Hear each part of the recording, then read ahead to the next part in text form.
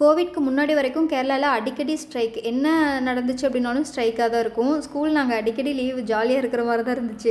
After Covid அந்தளவுக்கு strike இல்லை. ஆனால் ரீசெண்டாக இந்த ஒரு மாதத்தில் மட்டும் 2 டைம் வந்து எஜுகேஷ்னல் ஸ்ட்ரைக்கு. கரெக்டாக ஃப்ரைடே வந்து எஜுகேஷ்னல் ஸ்ட்ரைக் அப்படின்ட்டு லீவ் விட்டுருந்தாங்க. ஸோ ரொம்ப ரிலாக்ஸாக ஹிந்தி டியூஷன் கிளம்பி போனோம். இங்கே தான் வந்து வெத்தலை கொடி போட்டிருக்காங்க.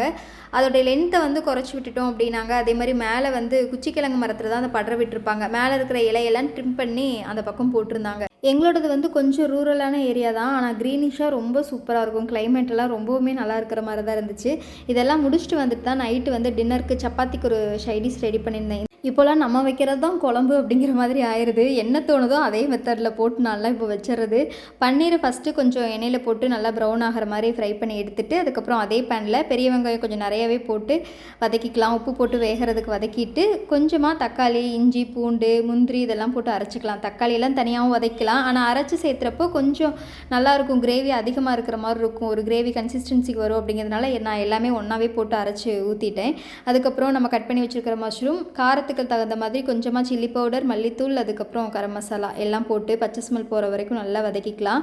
நல்லா வெந்து வந்ததுக்கப்புறமா ஃபைனலாக பன்னீரை உள்ளே போட்டுட்டு நம்ம ஆஃப் பண்ணிட்டோம் அப்படின்னா போதும். கஸ்தூரி மெத்தி இருந்துச்சு அப்படின்னா தூவி விடுங்க. ஃப்ளேவர் ரொம்ப சூப்பராக இருக்கும். இதில் நம்ம காளானுக்கு பதிலாக முட்டை கூட யூஸ் பண்ணிக்கலாம். அப்படி இருந்துச்சு அப்படின்னாலும் டேஸ்ட்டாக தான் இருக்கும். ட்ரை பண்ணி பாருங்கள். நெக்ஸ்ட் ஒரு வேறு வீடியோவில் பார்க்கலாம். தேங்க்யூ.